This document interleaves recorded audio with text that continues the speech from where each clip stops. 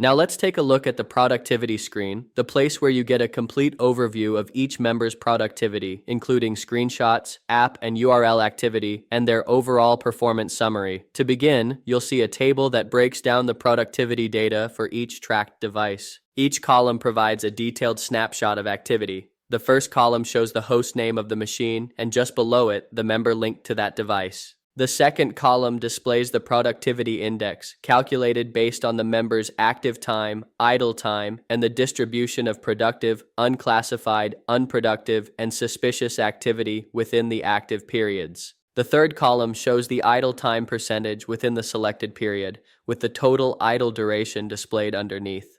The fourth column shows the activity percentage, along with the total active time below it. The fifth column presents the unproductive percentage, calculated only from the member's active time. The sixth column shows the audio activity time, representing periods where sound was detected. It is important to note that audio is only detected. It is never recorded or stored. The seventh column displays the percentage of suspicious activity, also calculated within the member's active time. The eighth column contains the tags associated with that device. And the final column is the action column, where clicking the action icon opens a complete productivity overview for that member. The hostname column can be sorted alphabetically from A to Z or Z to A.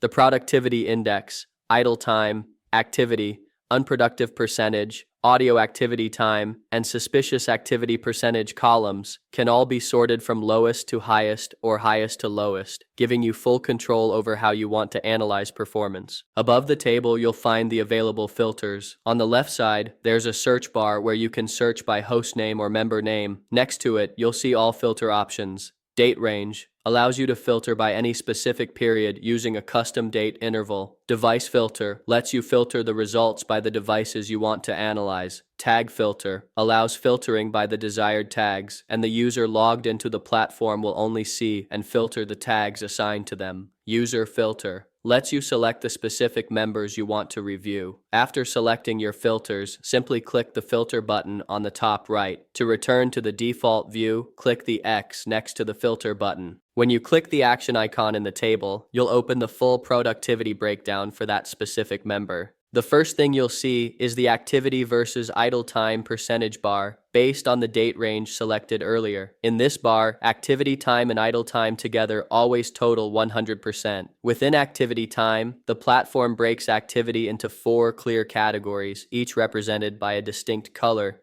Productive, shown in green. Unclassified, shown in light blue. Unproductive, shown in yellow. Suspicious, shown in red. These 4 categories always add up to 100% of the active time, transforming the number into something meaningful. Instead of displaying a vague, isolated percentage, this breakdown reveals the true nature of the member's productivity, showing not just how much they were active, but how that time was actually spent. Above the percentage bar, you'll find all the filters used to refine your analysis. The period filter allows you to select any date range you want to analyze. The work schedule filter lets you view activity inside business hours, pre-work, or post-work. This is possible because the device is monitored whenever it's powered on, helping identify overtime or improper usage outside scheduled hours. The idle filter allows you to show only periods where the member stayed idle for a specific percentage, such as moments of 100% idle. The audio filter controls how intervals are displayed. By default, no filter is applied and all intervals are shown. Selecting the Yes option shows only intervals with audio activity, while choosing the No option shows intervals without audio activity. You can return to the default view at any time to see all intervals.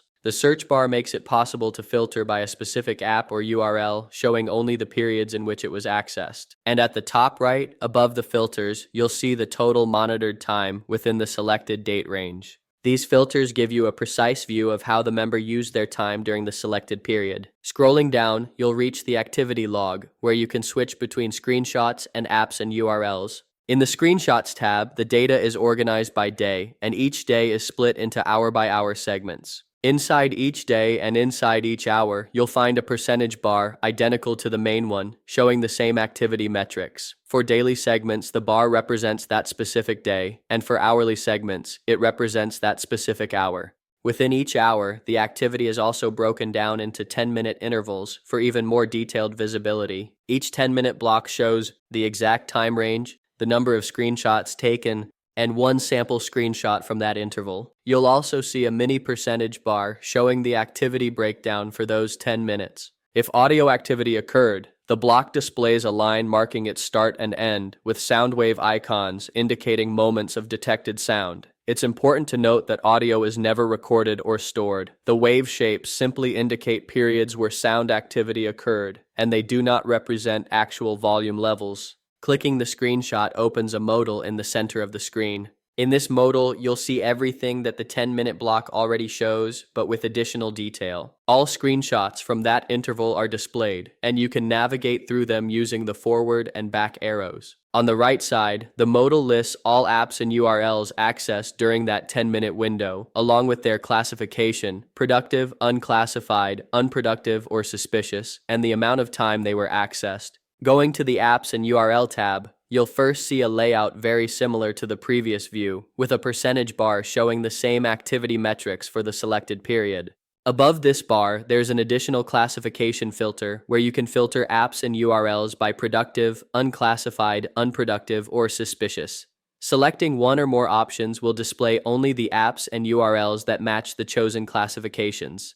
Below that, in the activity log, the structure changes slightly. Here, the data is organized by day and then by hour, each hour displaying a percentage bar identical to the one used in the Screenshots tab. Inside each hour, you'll see a list of all apps and URLs accessed during that time by the member. For every item, you'll find the description of the app or URL, along with an indicator showing whether it is an app or a website, the classification of that environment defined in the app and URL configuration settings, the percentage of time the member spent in that environment during that hour, and the total duration of access within that hour. This structure gives a clear and segmented view of how the member used different applications and sites throughout the day. In summary, the productivity screen gives you a complete and precise view of how each member works, from high-level summaries down to minute-by-minute activity. It centralizes screenshots, apps, URLs, time distribution, and behavior across working hours, helping you make clear decisions with full transparency.